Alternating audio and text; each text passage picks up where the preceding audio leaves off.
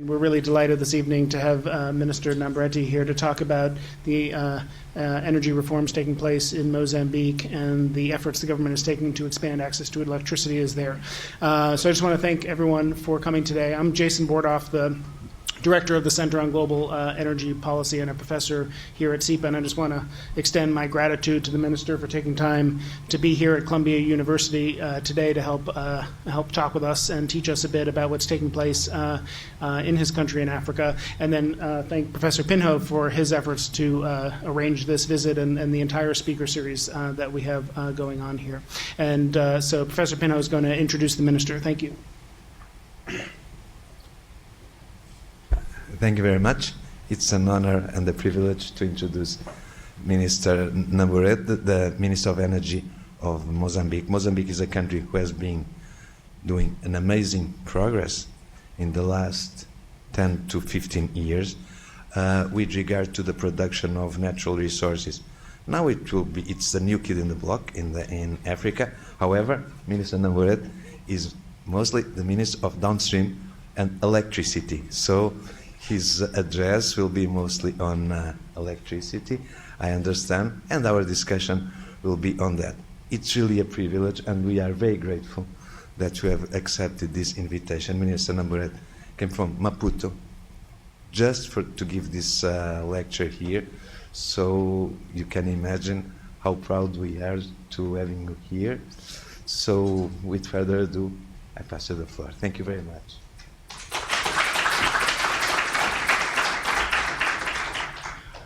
Thank you, Professor Manuel Pinho. I have a problem here.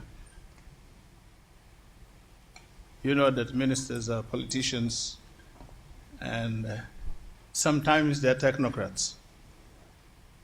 So I have to speak and operate a technology.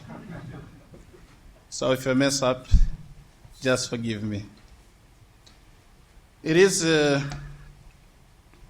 indeed a privilege to be here today, and allow me to thank my dear friend and colleague, Professor Manuel Pinho, for inviting me to speak before such a distinguished audience of scholars and students and share my humble ideas on one of the most pressing issues of our time, energy security and sustainability, particularly in Africa and Mozambique.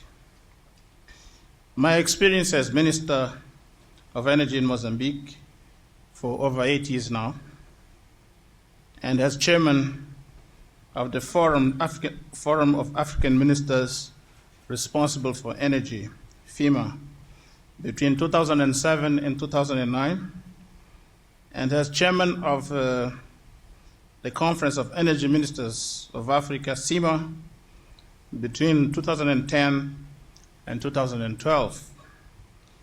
It gives me a prerogative to recognize that African governments have been undertaking energetic and consistent reforms to attract investors and improve competitiveness in their markets and also improve their people's living standards, particularly in rural areas.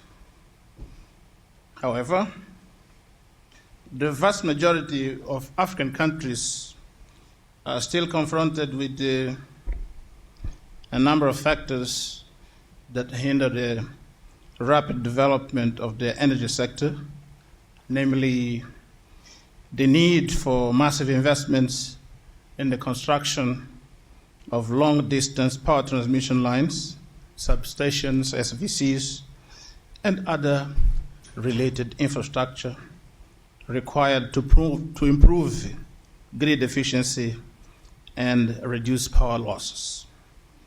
The lack of domestic savings, or its extremely low level in most of our countries, prevents the development of the energy infrastructure.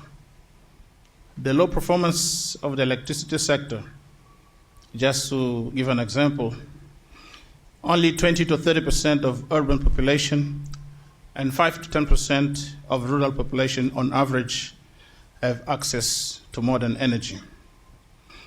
The widespread lack of access to electricity deprives the poor of their right to live a life with human dignity, particularly taking into account that light is freedom, light is survival, light is life, and light is development.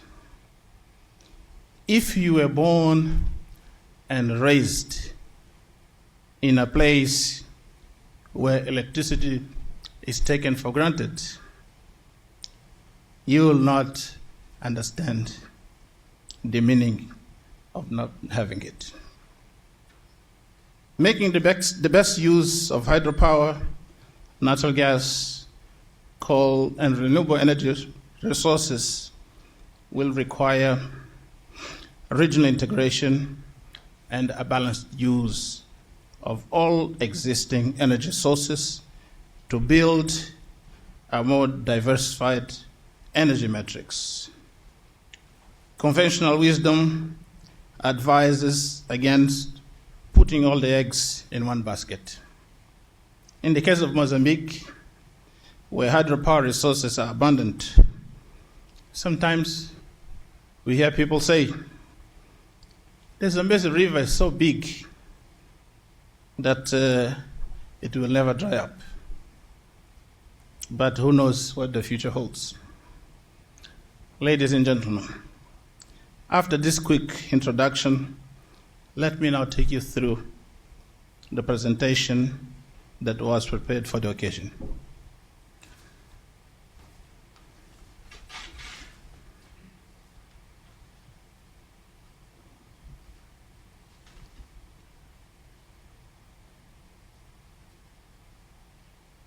Okay. Africa's energy resources remain untapped for a number of reasons, including technology transfer and know-how. Africa is still confronted with the extremely low development and exploitation of energy resources, extremely limited flows of investment into energy infrastructure, and this lack of investment has led to the current energy supply insecurity that needs to be addressed through measures with the aim of overcoming insufficient power generation, dealing with the extremely low levels of access to energy, and addressing the overall limited access to modern energy services in sub-Saharan Africa. Despite efforts by many African countries to expand access to electricity, as you might have seen, in the case of Mozambique, the rate of access was 7% in 2004. It's now 40%.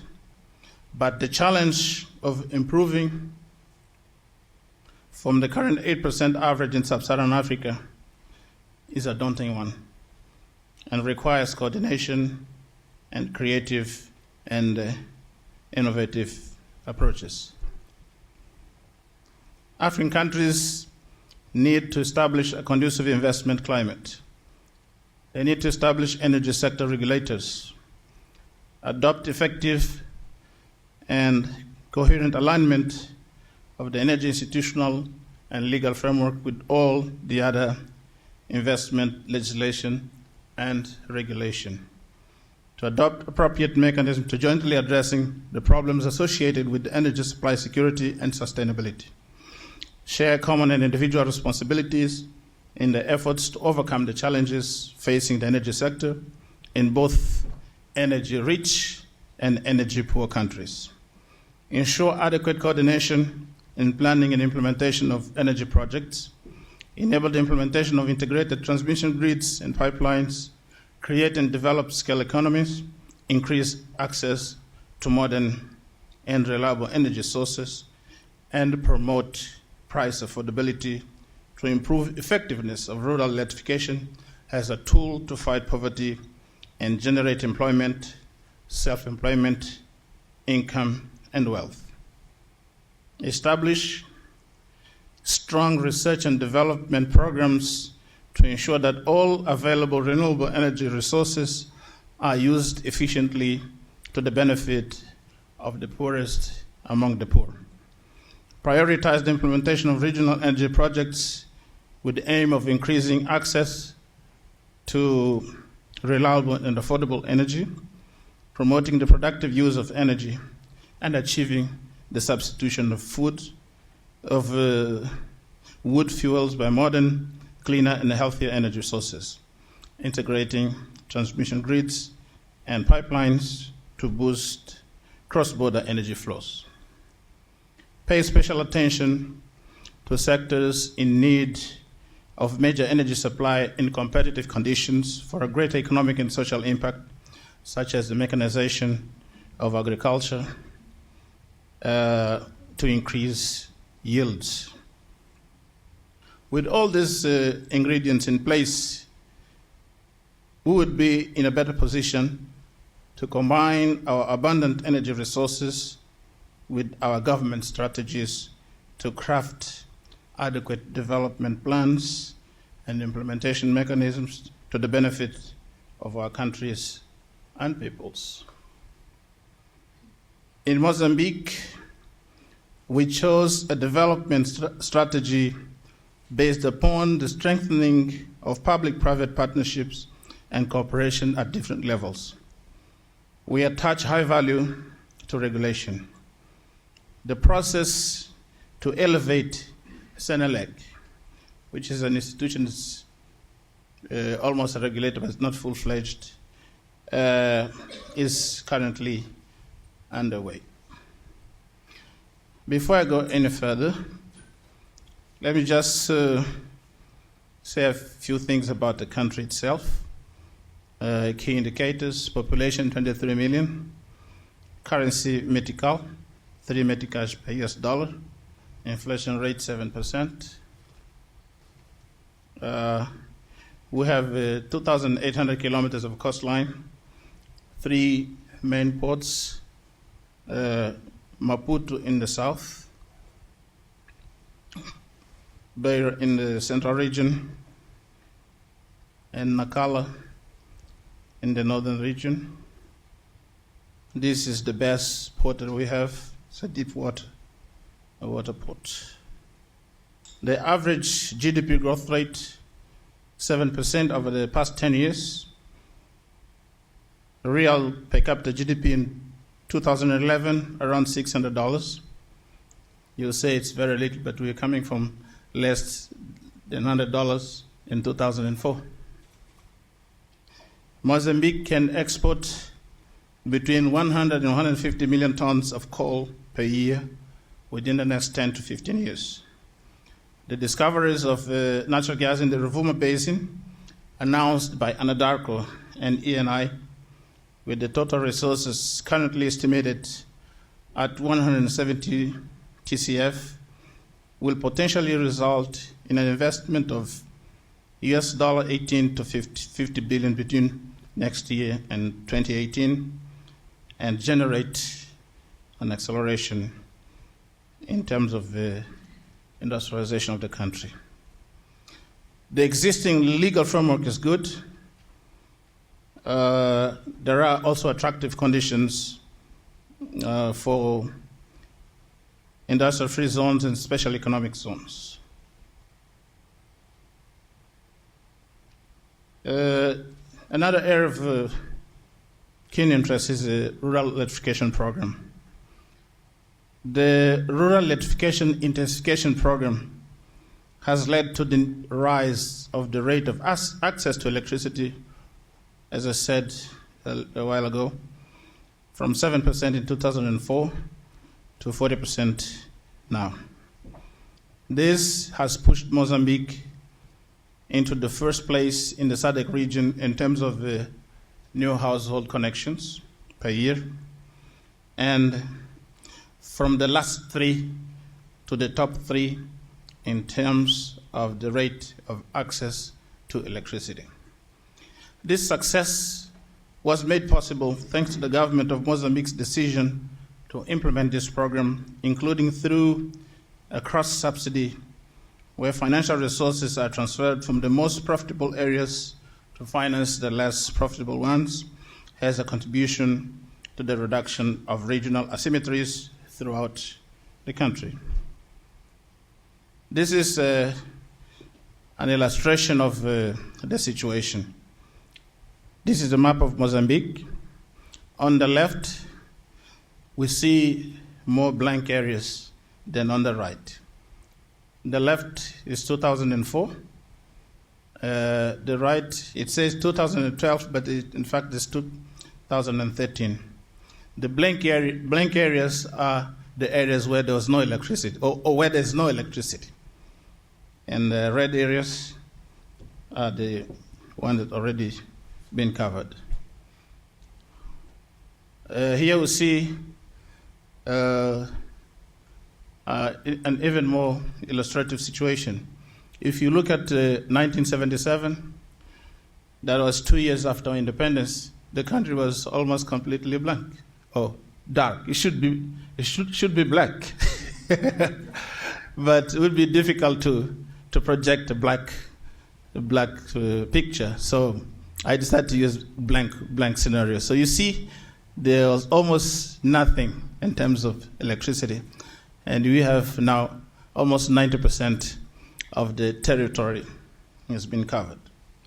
In terms of power projects, the newly identified developed power generation projects in Mozambique are 7 projects with the capacity of 3,715 megawatt in hydropower, 5 in thermal power, and in transmission, the TET Maputo 3,100 megawatts and the Kaya Nakala 1,000 megawatt transmission lines are the major ones.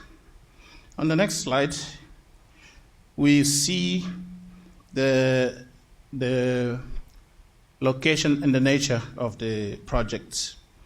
Someone was asking me a while ago if there are private investors in the energy sector. Most of these projects are private. So blue is hydro, black is coal, and red is natural gas. The Mozambique energy resource potential includes, like I said, hydropower, 18,000 megawatts, coal, 23 billion tons of identified potential, of which 3 billion tons of proven reserves, natural gas, Pan and Temane gas fields, 2.5 TCF of proven reserves, under exploitation since 2004, and the Rovuma Basin, 170 TCF, fully studied and proven. A natural gas master plan for Mozambique is under preparation, where preliminary results recommend the following options for the use of gas: LNG for exports, power generation plants, fertilizers, GTL plants, industrial consumption, and domestic consumption. In renewables, solar, wind, hydro, and biomass are also available. A mapping exercise of these resources is underway. The role of renewable energy. The expansion of the national electricity grid into rural areas is helping to replace firewood and other unclean sources with clean energy. More than 10 million Mozambicans are benefiting from these efforts. The contribution of other energy resources has also been growing, from 51,000 people benefiting in 2004. Now we have more than 3.5 million people. The electrification of rural schools, rural clinics, houses for teachers and nurses, public buildings, and for vaccine conservation is also benefiting a number of citizens in rural areas. We're helping our rural women to have safe delivery of the babies and also go to school in the evening and improve their living standards. Solar panel plant is being built. In fact, it started production last Monday. The aim of this is to reduce the cost of solar panels in the country in order to be used largely by the population to replace wood fuels. The ongoing exercise to map renewable energy has identified, like I said, 18,000 megawatts of hydropower, but of this potential, only 4,700 can be developed immediately. In wind power, potential 3,900, 108 can be developed immediately. In solar, this is massive, 23 million megawatts, but we can only develop 1,260 immediately in 60 sites. In biomass, the results are also a bit disappointing, 98 megawatts. In tidal and geothermal, despite the fact we have a long coastline, the potential of sea waves is very, very poor.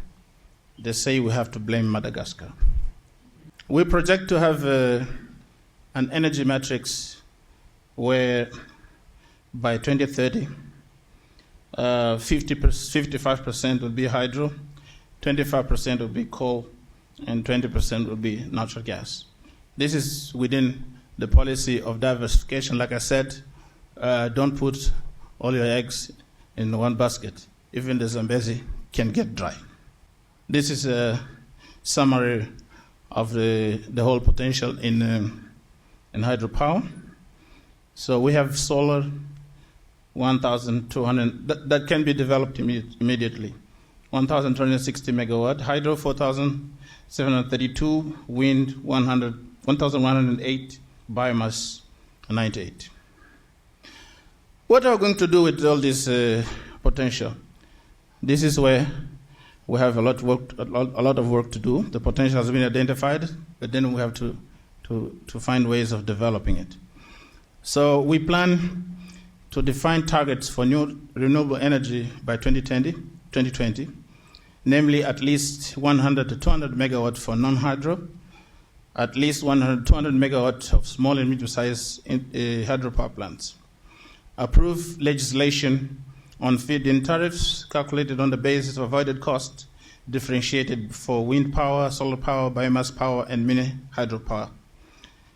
Run tenders for the construction and the exploration of at least 9 solar power projects of 3 megawatts each throughout the country, at least one in each province. Run various tenders for the first wind power and biomass power projects, 30 megawatts each. Undertake studies and prepare for the launching of multiple tenders for mini and medium-sized hydropower projects in those 1,400 sites that have been identified. Define a PPP policy for renewable energy. Well, there's a topic which I also like to talk about. It's bioenergy, because this is an area where we have been actively involved as a country. So I would be remiss if I did not say anything about it. So you just bear with me for another 3 or 4 minutes. Energy security and sustainability requires the identification of alternative supply options, particularly for net oil importing countries, more exposed to the uncertainties of the international oil market. Our decision to embark on biofuels was driven by a number of factors, namely the need to face international oil price instability and volatility, enhance energy security, fight poverty, protect the environment, generate income and employment, promote the improvement of poor land. Of course, there are challenges, namely potential land conflict with the communities, the balance between biofuels and food production. And to achieve this, we have decided the use of sugarcane and sweet sorghum for the production of ethanol, and jatropha curcas and coconut for the production of biodiesel. No food crops are allowed. The other challenge is the seeds. In some cases, there's need for seeds, but the problem is fertilizer. The problem is price. How to get those fertilizers at affordable price. The government of Mozambique responded by adopting in March 2009 the National Biofuels Policy and Strategy.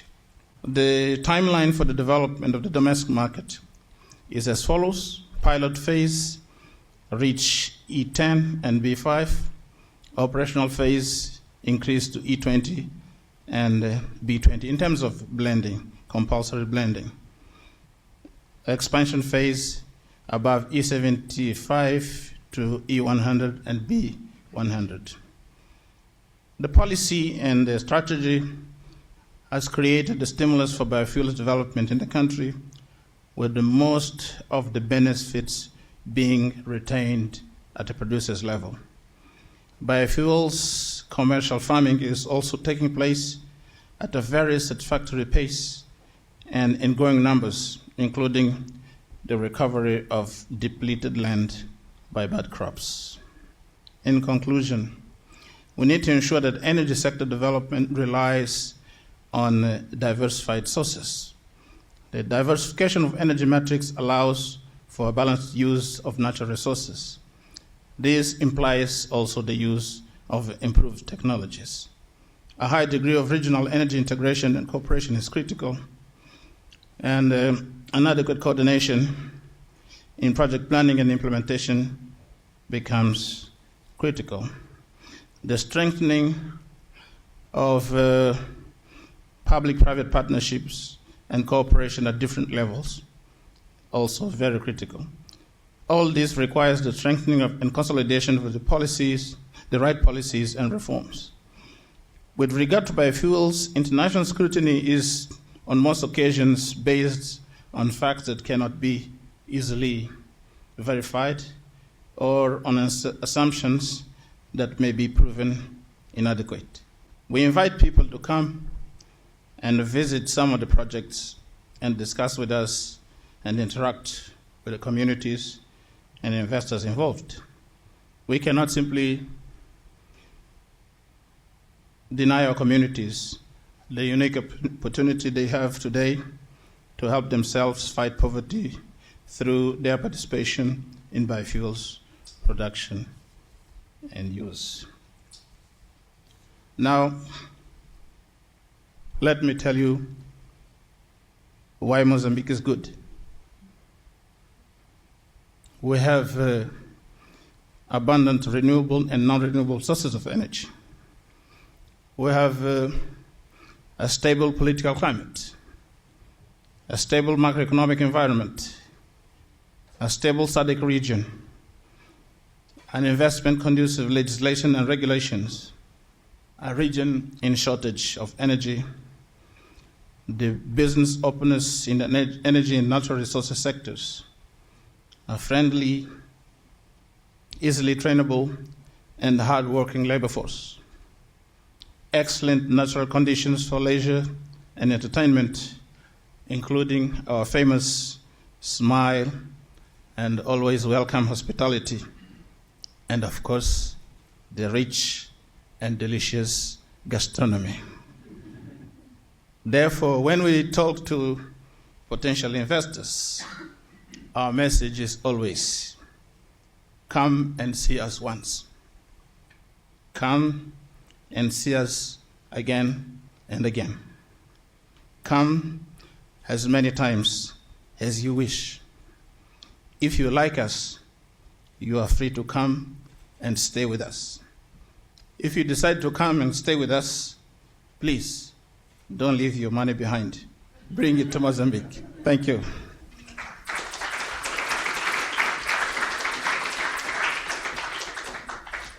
So thank you, everyone. Again, I'm Jesse McCormick with the Center. I just want to reiterate Jason's comments and say thank you for joining us today, and thank you very much to the Minister for that great presentation. If folks have questions, we'll let Professor Pino lead off if he has any or any follow-on remarks, and then if folks could make a line here and then make your questions an actual question as opposed to a comment, that would be great. And then we'll go until 7:30 or until the questions dry up. Thank you very much. Thank you for your fantastic lecture. Thank you. And could you raise some questions, please? I know that there are a lot of people interested in Please.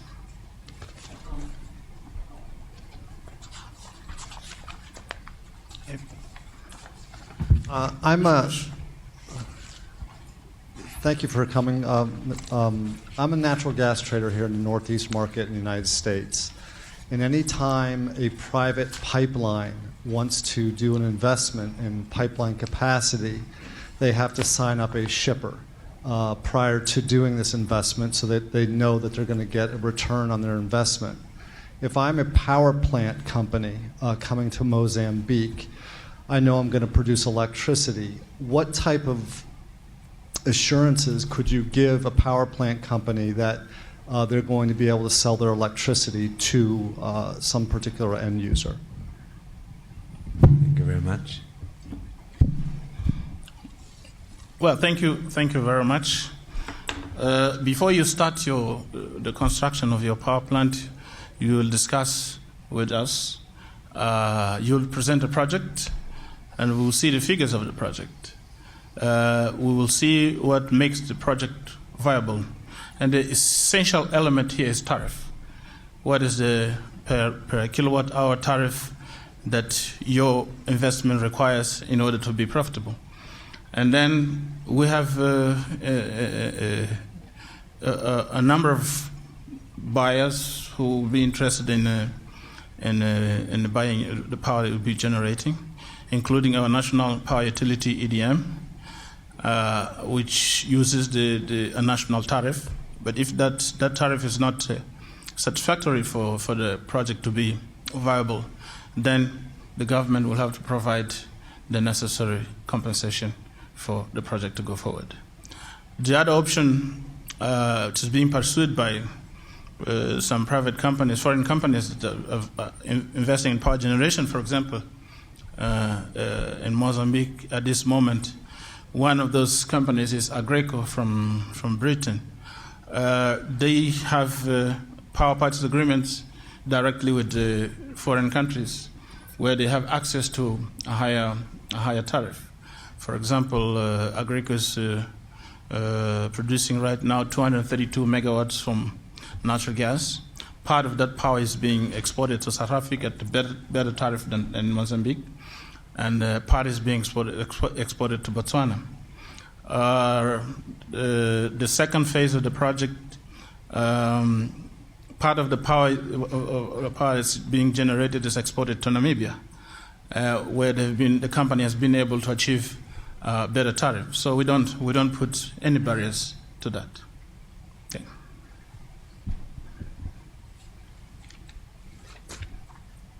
My name is Chuck Samuel, and you showed a graph that illustrated an increased use of coal and natural gas as a source of your electrical generating capacity.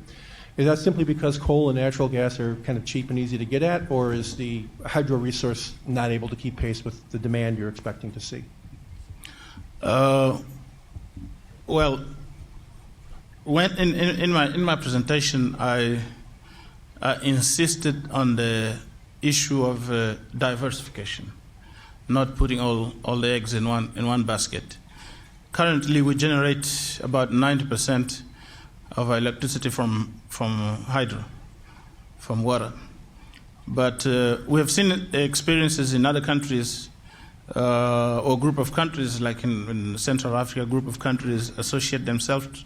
They built a 200 megawatt hydro power plant. After the completion of the project, the river dried, and they were indebted. They didn't have power, and there's nothing else they could do. So we don't want to run into that situation. I mentioned the example of the Zambezi River.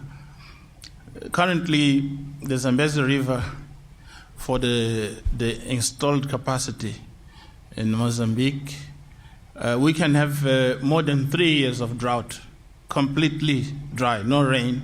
It will continue to generate. But what if we have 5 years of drought? With the climate change, everything is possible. We may end up in a situation where we cannot generate anymore, or we generate very, very little. So the point here is we need to diversify. diversify into renewable sources, solar power, mini hydropowers, isolated off-grid systems, wind power, all that. That's the reason why we decided to map the resources that exist in Mozambique. But it is also a fact that in Mozambique we have one of the largest coal reserves in the world. It's our resource. We have to use it. So we use part of it to generate power. One of the requirements is that technologies like carbon sequestration or other ways of mitigating the emissions will be required for the development of the project. And then we have gas. So these are our resources. We're contemplating a more balanced matrix where the contribution of each of these resources is significant, so that when there's a crisis in one of the resources, we try to survive with the other one. It's not by chance that God gave humans two legs. If you break one, you can still survive with the other one. Hi, I'm Sam. I'm a student here. I had a question about what you believe Mozambique has done well so far in terms of helping it to attract capital to the electricity sector. So some examples of the steps you've taken, and what are the biggest gaps and areas to address going forward to really scale up the sector in both generation and transmission, as you highlight, both with some specific examples, whether they be legal, regulatory, financial, protections, etc. Well, thank you. The major factor for the attraction of so much capital into Mozambique is one of the things I said in my presentation. We have been consistent in economic and political reforms in the country. We started our reforms in 1986 in the middle of the war, but even during those war times, we never hesitated about the implementation of the needed reforms, because we are convinced that we will be getting the benefits in the medium to long run.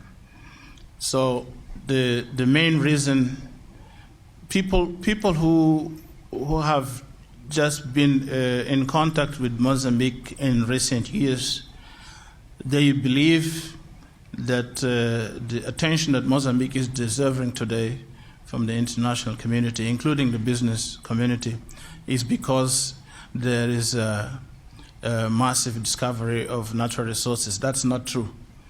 Over the past 10 years or even more, we have been growing at 7-8% per year without resources, simply through the implementation of reforms. So that has helped a lot to attract capital. The other factor is peace and political stability. We had 16 years of war. That war ended in 1992, and since 1992, we have been living in a peaceful environment and in a continuous process of economic and political reforms. The other factor, also very important, is our people. Our people is the most important resource that we have. Very friendly. We have experiences of xenophobia in some of our neighboring countries, but not in Mozambique. You come to Mozambique, you come from China, from the US, from Europe, from elsewhere. Nobody asks you on the basis of your color what you're coming to do in Mozambique. We accept visitors, we accept people with smile, and we treat everyone very well. These are some of the factors that I can mention.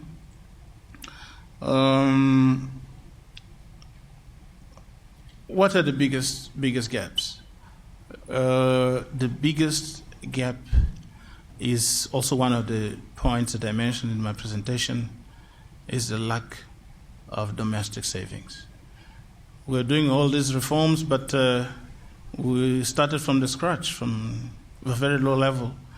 So we still have live in a situation of poverty. There's not enough domestic savings to have our citizens or institutions participate, invest in particularly when we talk about the larger projects. In the energy sector, we talk about millions all the time, and sometimes billions. So it's not easy to find capital domestically. We always have to look to mobilize the funding from external sources. This is still a big challenge. Even when we talk about natural resources like gas, I mentioned here, we're talking about $18 to $50 billion of investment, but those billions are not available in Mozambique. They have to come from somewhere, from foreign countries. That's what we're doing. All these talks, we talk. After this, I'll be going to Chicago tomorrow. I'll continue to talk. That's what we do to market our country.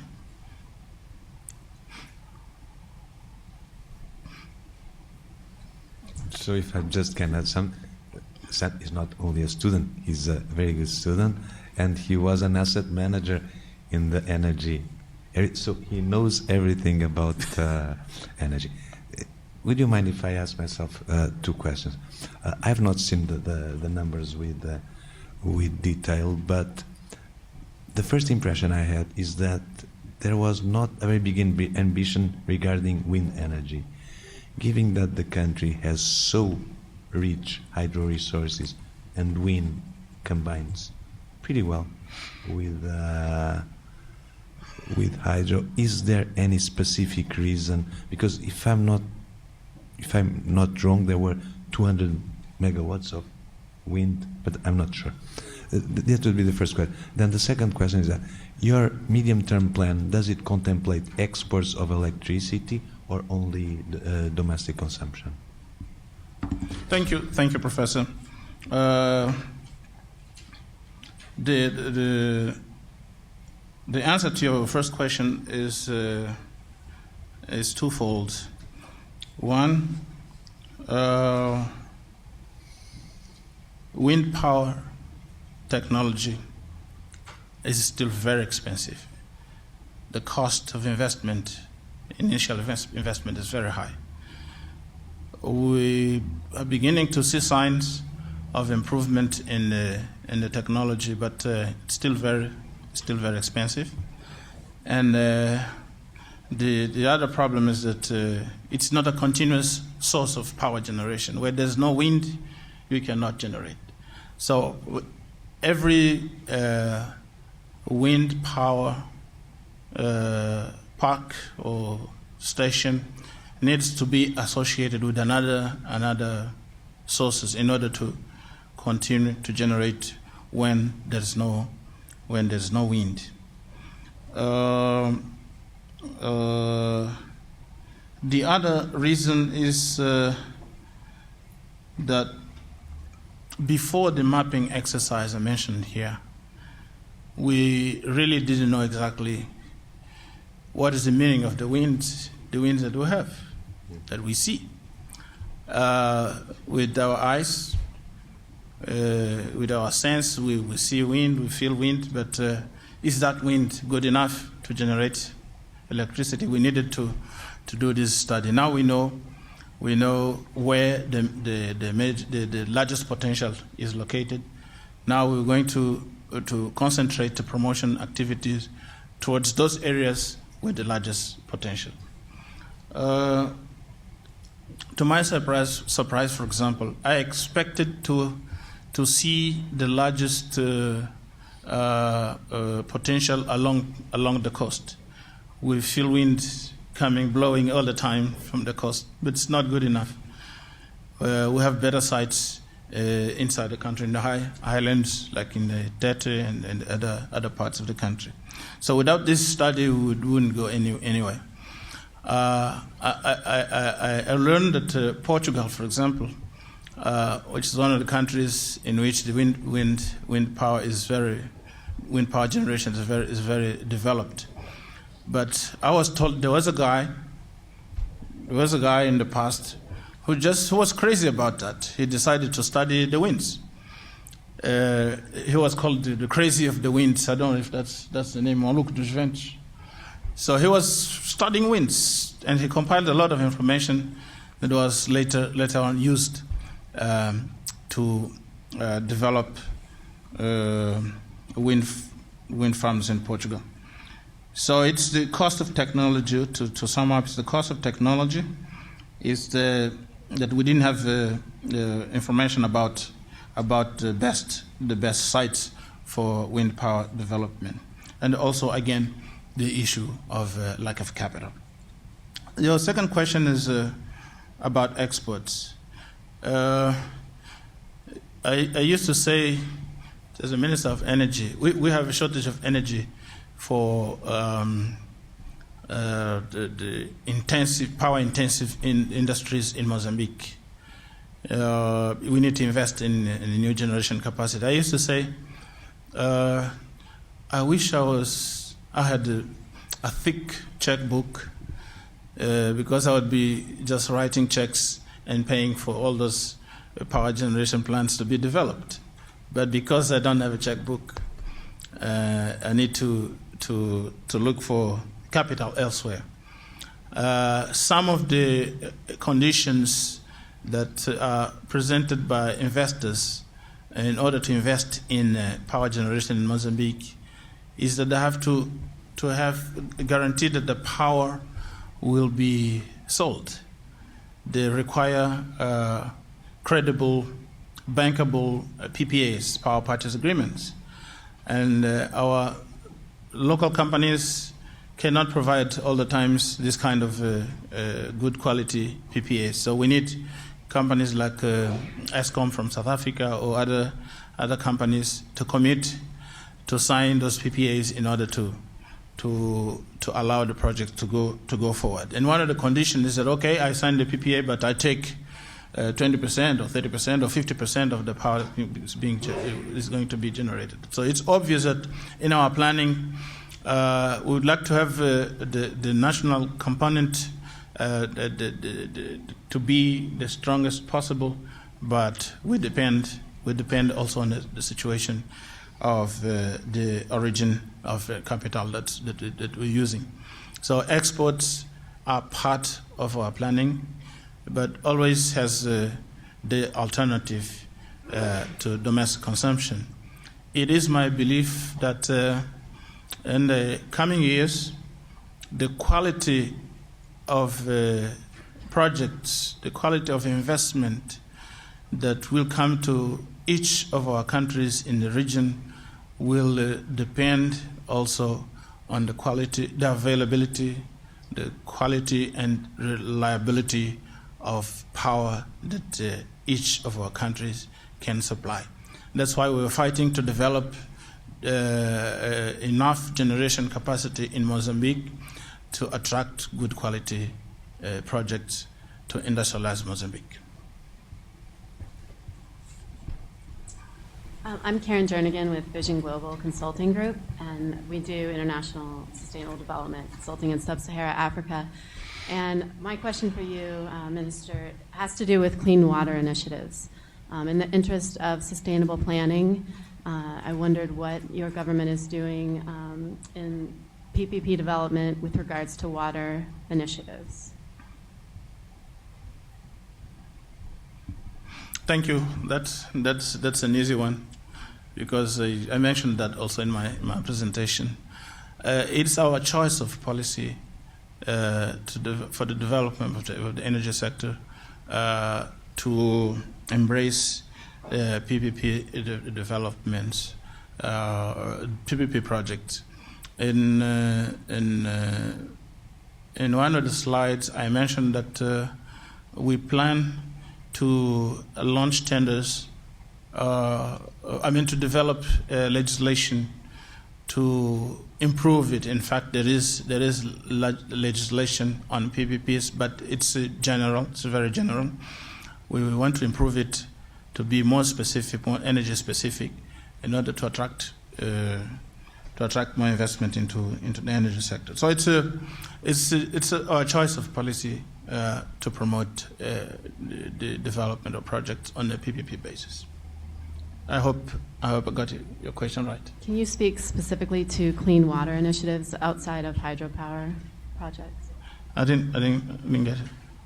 To what? Clean water initiatives, drinking water. Well, I'm stuck.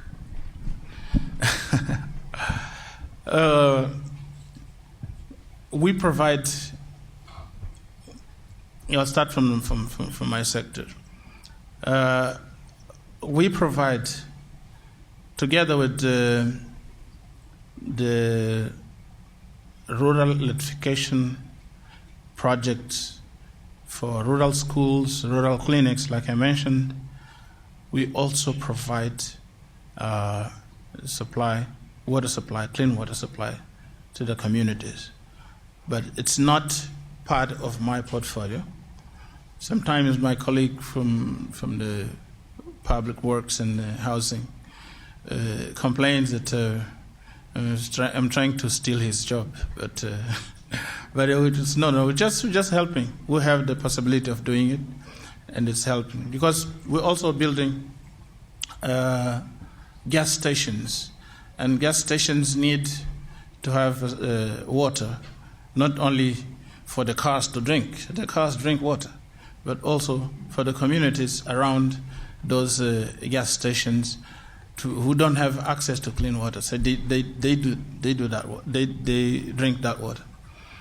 But within the context of the government as such, there is an ambitious project to supply water, not only clean water, not only in terms of urban areas, but also and essentially the rural communities where the access to water is very poor.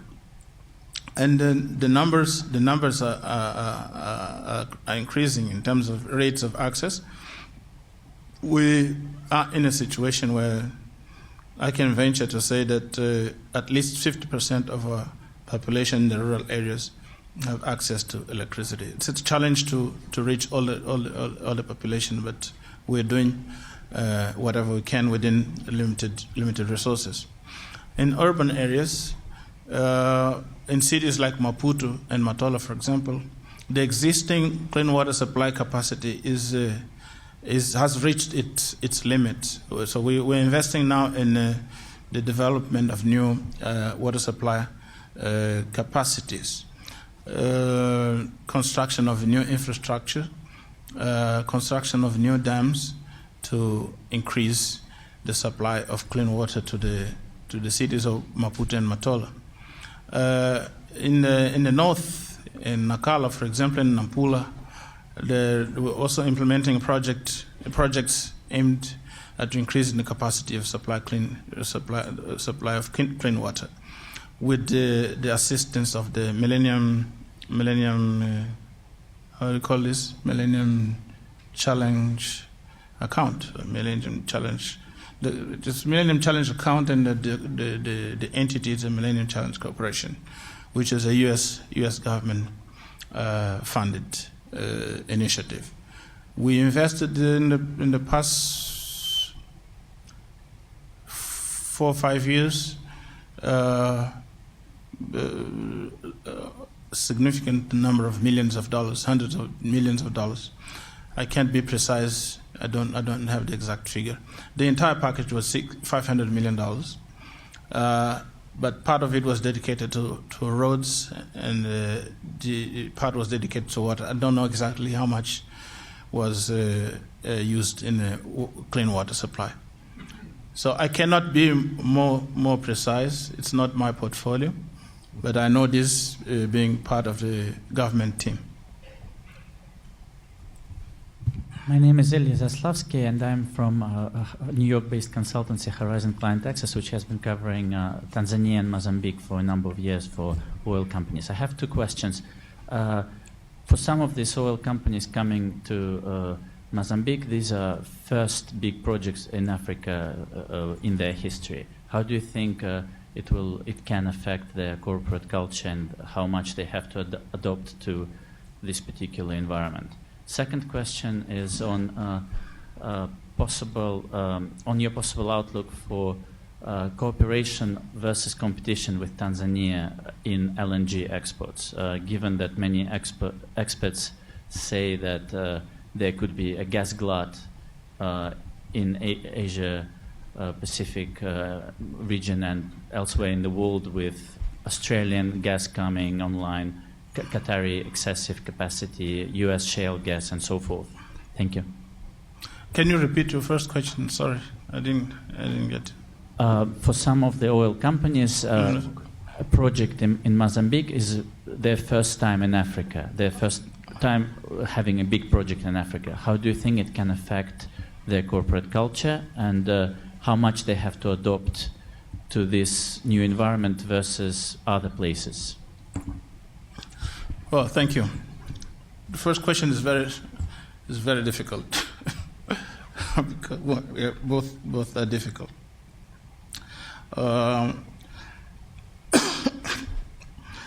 If I were one of those investors, I would pay attention to the culture of the country. Try to understand the meaning of certain things, certain behaviors. If you allow me, I can tell you a quick joke. At one time, Coca-Cola decided to expand into a certain country in the Middle East with a campaign to improve the sales of Coca-Cola. The marketing person who was appointed to do that job did not speak Arabic language, and the Arabs did not speak English. So the only way to go would be through pictures. So he decided to assemble 3 pictures. One picture with a man running, exhausted but still strong in the desert. A second man drinking Coca-Cola, and a third man lying on the ground. The pictures were lined in that direction. The guy lying on the ground, the guy drinking Coke, and the guy running. So he put the pictures in that order. The guy who was exhausted, lying on the ground, and the guy who was drinking a Coca-Cola, and the guy who was running. He displayed the pictures. He started moving from one community to the other, marketing Coca-Cola. But the sales not only did not improve, but they reduced, almost close to zero. Do you know why? Because in Arabic language, people read from right to left. So the interpretation was, this guy full of energy. He was wet, but he was running, he was full of energy. He drank this thing here, and then he fell, exhausted. So this thing kills. Cultural problems. So those companies, if I were them, I would learn how certain elements of the culture in Mozambique are understood and are interpreted. It's not easy. It's not difficult. Like I said, we have a very friendly population. but there is a minimum of rules that they need to learn. But nevertheless, there's no hostile environment. We all understand those who do not know our culture or even our language. Competition or cooperation with Tanzania. Well, there's a lot of things we're doing together. We're good neighbors, at least as of today. There's gas discoveries on the Tanzanian side and gas discoveries on the Mozambican side. You don't know what is happening underneath. So I think the best way to go is working together. It's possible to combine production between operators in Tanzania and operators in Mozambique. I'm not saying that's what we're going to do. What I'm saying is that our attitude is that we need to cooperate. That makes things much easier. We were lucky enough that the discovery of resources took place when the border delimitation process had been concluded and approved. So there's no danger in that perspective.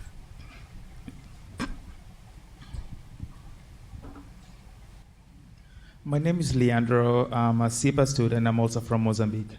I have a quick question for you. Can you please elaborate more on the trade-offs between biofuels versus food security? Thank you. Thank you. Yes, this is a challenging question. But let me tell you a few things. In Mozambique, we have 36 million hectares of fertile land, of which only 10% or less than 10%, 9% is being used. If our population or some of our people go to bed hungry every day, it's not because of biofuels production. It's not because there's no land to cultivate. It's essentially because we're not working hard enough. Okay, that's a starting point.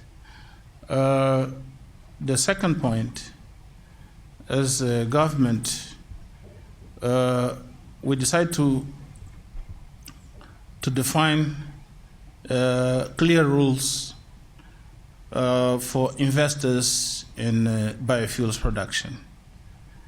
Essentially, protecting food production in the sense that our legislation says you cannot use food crops such as maize or cassava to produce biofuels. We approved the use of sugarcane and sweet sorghum, which are not staple foods in Mozambique, for ethanol. And for biodiesel, we approved the use of jet cookers, which is being planted by the communities and by commercial investors in Mozambique, and the coconut, which is already there. Coconut is edible, just like sugar, but not staple food. That's the reason why we have decided to give that sign, that clear sign, as government to protect the communities. Of course, if we want to elaborate a bit more in terms of in theoretical terms, you would say, well, because people will then abandon the production of food crops and be employed in the production of cash crops like the ones I mentioned here. And that will have an impact on food supply, a negative impact on food security in the country. It is true. We also discussed about that. One of the things we're doing is to negotiate with the commercial investors to dedicate part of their investment into food production, for example, maize or cassava or any other food crop, to secure the supply of food, at least to their workers. This is what we're doing, and it's working very well in Niassa province. I don't know which province are you from? I'm from the whole country. You cannot be from the whole country. No, I'm asking that because if you are from a specific province, I can tell you specifically what is happening in your province. I'm from Mozambique, but I'm not from the whole country. I'm not. You're from Maputo, city of Maputo. Okay. Unfortunately, there's nothing I can tell you about Maputo because nobody is growing biofuels in Maputo. But if you go to Niassa, you go to Cabo Delgado, you go to Manica, you go to Sofala, you'll find very good experience of what I'm saying. But I thank you for the question. Thank you for being here again. My name is Karthik, and I'm actually a consultant for the energy sector here in New York. My question actually has to get back to you. A comment that you made earlier was that you would love to have an open checkbook to write for a variety of different power plants and other infrastructure projects. The thing is that in the medium term, the next 5 to 6 years, with the ongoing coal project and natural gas, you're going to have that open checkbook. In that case, what steps is the Mozambique government taking to avoid the same resource curse issues that Nigeria and Angola have gone through already? Well, thank you very much. I had hoped that the issue of natural resources would not be the strongest point of our discussion, but apparently it's unavoidable. I'll just paraphrase my president last week when he said, I don't believe in a resource curse in Mozambique. He meant that the government is doing whatever it takes to make sure that the discovery of resources is a blessing, it's not a curse. We are at a very critical time where everything needs to be discussed, everything needs to be negotiated.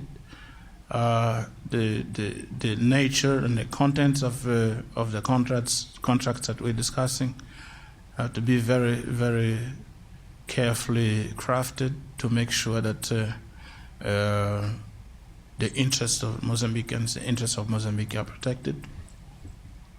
There's a lot of talk about that in Mozambique, including the issue of suggestions that the government is already getting some benefit out of the resources that have not been extracted yet.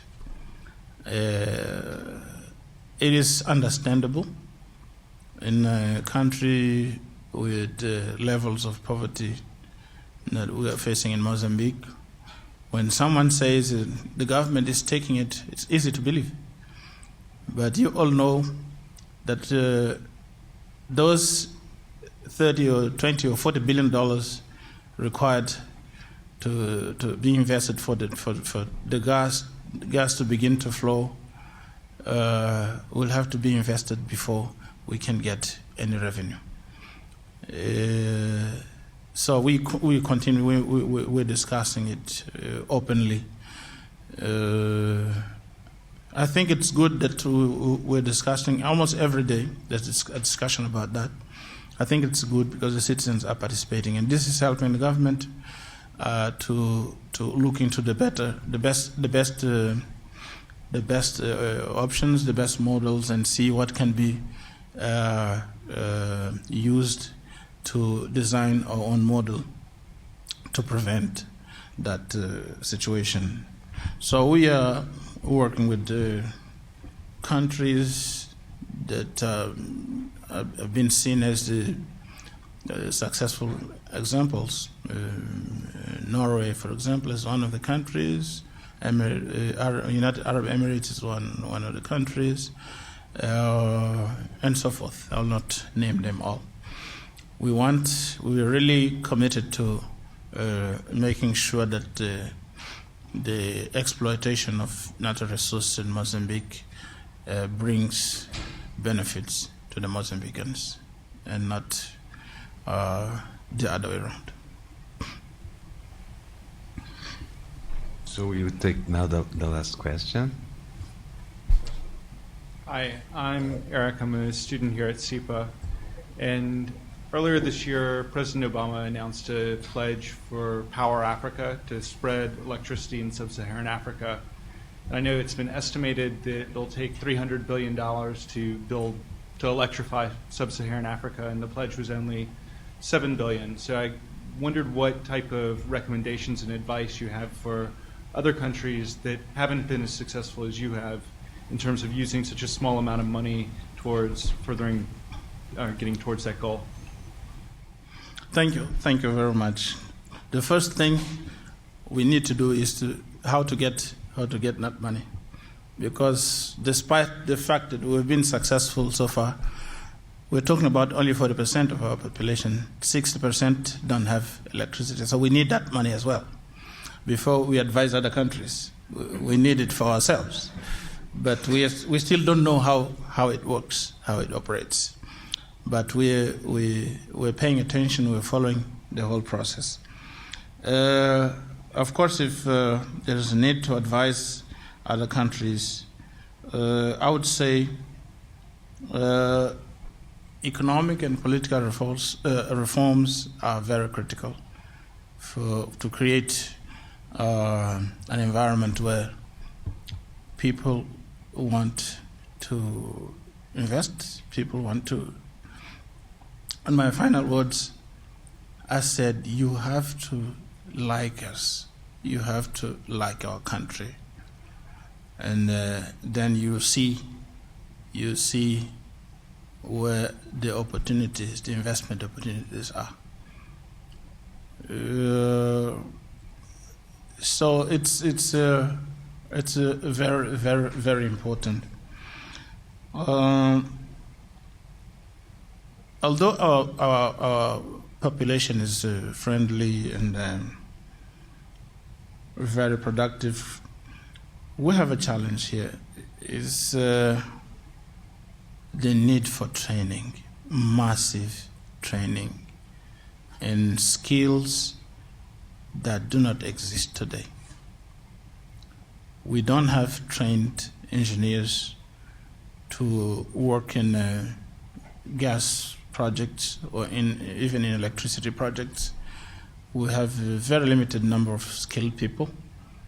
So we have to train massively. This is also an important aspect of this development. But reforms, and be consistent with those reforms and train our young people. We have decided, for example, to limit the number of schools that provide general education and increase the government spending on technical schools that teach skills that people will need, so that after school, if they can't find a job, they can start their own job. This is also another way of doing that. It will be a big social conflict if, because of lack of skills in the country, our young people, our young graduates do not get jobs, and young people from the neighboring countries or from other foreign countries come and take those jobs. You can imagine the situation in the future. So it's also very important that we train our young generation. Mr. Minister, thank you very much for being with us. We are very, very happy. It was very graceful for you of accepting to speak at Calaman personally. This for me is a special event because one of my first jobs was being the desk economist for Mozambique at the International Monetary Fund. And that was, I was counting now, almost 25 years ago. Yeah. Time flies. And I'm Portuguese, so it was not easy. The twin condition of Portuguese and desk economists of the International Monetary Fund in Mozambique 25 years ago, this was not easy. And however, it was a fantastic human experience. I remember that one year I visited Mozambique for 7 times, and everybody I met could not be nicer, more transparent, more cooperative. So it's, for me personally, it's very special to host you here, and I look forward to visit Mozambique one of these days, because the surprise is that there's a good chance that we'll have a capstone with the Ministry of Energy of Mozambique, and I'm sure that many of you will be interested in participating on that. Thank you very much. Thank you.